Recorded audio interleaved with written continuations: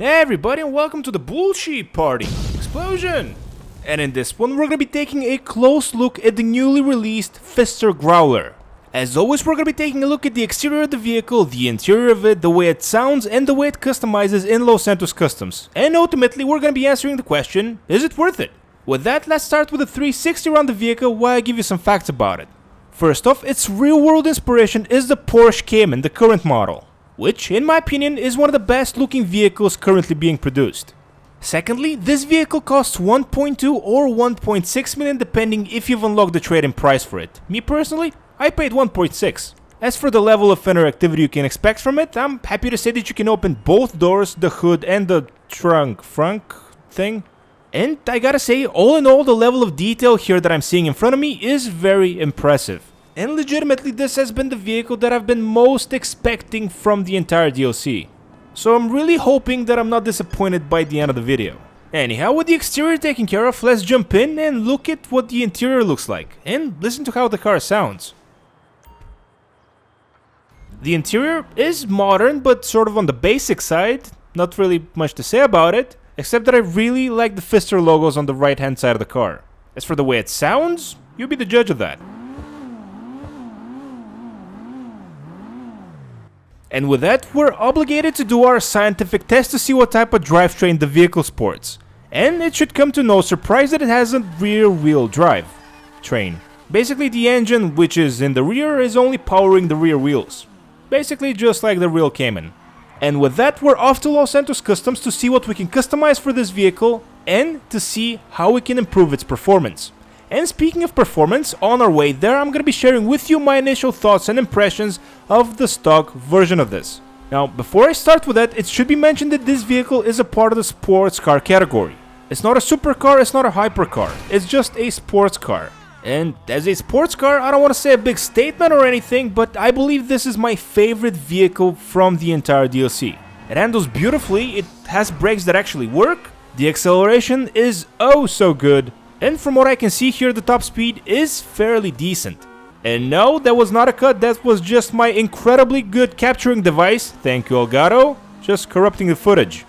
But back to the Growler, it's great. So far, it's incredible in my opinion. And I really can't wait to see what we can customize on this because, don't forget, it's a rear engine vehicle. What brings you in today? And here we are in Los Santos Customs, and the first thing we're gonna do is of course take care of the damage we did to the vehicle on our way here, and then we're gonna upgrade all the performance options so we don't forget anything at the end. And this is also gonna allow me to skim over the customization and see what I'm in for, so to speak. And what I can see so far is that we have a pretty standard customization in terms of this DLC. So I'm kind of excited to see if that's the case. As I said before, on our way here, I really like this vehicle. And the first customization we're gonna do is the front and rear bumpers. And I gotta say, the customization at this point feels kinda limited, especially compared to other vehicles released in the same DLC. Now, because this vehicle's engine is in the rear, we don't have the customization for the engine that we have on other non-Porsche vehicles. That's completely fine with me, I just wanted to point it out for you.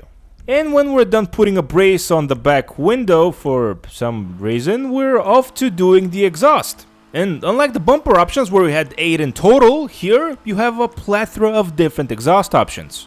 And yes, some are objectively better than others, but it should be mentioned that none of it really matters because it's only cosmetic. Next up we have the front fender option, and this is sort of a weird angle for them, but you'll see them in a bit, as we're looking at hood latches. And yes, this vehicle shares the same hood latches as all other vehicles from the DLC, at least that have come out so far. And I don't see the appeal of customizing the hood for this car, but let's go through all the hood options because this is a review video after all. And as always, we have some cool ones, we have some decent ones, and we have, ooh, lights. And even though if you've seen my videos before, you know that I'm a sucker for lights, I'm not gonna put those on my vehicle. At least not yet. As for the interior, you can choose between 4 interior options. You can change the dials, you can do whatever you want to in the interior, but it's basically the same as any other vehicle from the DLC.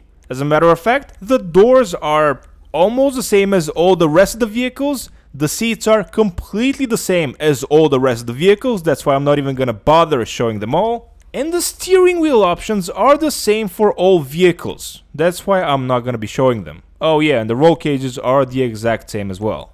Something that I want to mention here is that this is, I believe, the only vehicle that I've seen that has a lip spoiler. And this is strictly cosmetic. It doesn't have any impact on the traction bar, which is kind of weird and kind of pointless, but I guess it's better than nothing. As for the liveries for this vehicle, you guys know that I'm not a big fan of them, but here are all the livery choices you can choose between. And even though I just said I'm not a big livery fan, I'm gonna put a livery on this one, cause hey, why not? Next up, we're gonna customize the mirrors, and you can choose between 3 options: primary, carbon, and the stock ones. Of course, black on yellow for the license plate, and the next one we're gonna do is the rear splitter option. And so far the customization for this vehicle has been very hit or miss for me. More so than any other vehicle in recent memory. Ooh, is that a light bar? Never mind, it's a hit. 10 out of 10, go buy it. Was that stupid to put a light bar on this vehicle? Well then, you can call me stupid. The next thing we're gonna look at is the skirt options, and we have a lot of them, even though most of them look pretty much like the stock one. Splitters, yes, I guess it's nice that they included this, but it doesn't have any impact on the traction or the performance of the vehicle, so it's kind of pointless to put one on. With that said, let's put one on and move on. And just like any other vehicle, pretty much this is gonna be the only cosmetic change that's gonna impact the traction or the performance of the vehicle. But unlike most vehicles from the DLC where you have 10, 15, even 20 spoiler options, here you have only a couple. I never understood sun strips, so let's just move on to the suspension. And here are all the suspension settings that you can put on your vehicle. The lower the better, I guess, even with the light bar on top. You can, if you want to, completely ruin the look of the rear of the vehicle by choosing to tint the taillights. You can put on an extra vent on the side that again doesn't have any impact on the performance of the vehicle, but it looks kind of cool, so I'm gonna put one on. And I gotta say, I really like how these wheels look, so I'm gonna keep them as they are. But something that I'm not gonna be keeping is the transparency of the windows. I'm gonna be putting a slight tint on those. And we're at the point of the video where we're gonna respray the vehicle. And for the primary color, I chose something shiny. And since we're dealing with what essentially is a Porsche, I want people to look at me daddy. I mean, look at me. And that's why I chose a bright color. As for the secondary one, I just chose something that was gonna contrast the primary color, and legitimately I didn't think much of it. And as for choosing the trim color, I just wanted to do something that wasn't gonna make people vomit when looking at the vehicle. Whether I succeeded with that, I guess you guys are gonna tell me in the comment section down below if you vomited all over your phones. And choosing the trim color is actually the last piece of the puzzle, the last thing we're gonna do before exiting Los Santos Customs. So let's just choose something and move on. And here we are outside. The sun is about to set, but that's okay because I have a light bar. But does it work? And yes, I'm very happy to say that yes, indeed it does. As a matter of fact, I'm really happy with the way the vehicle turned out.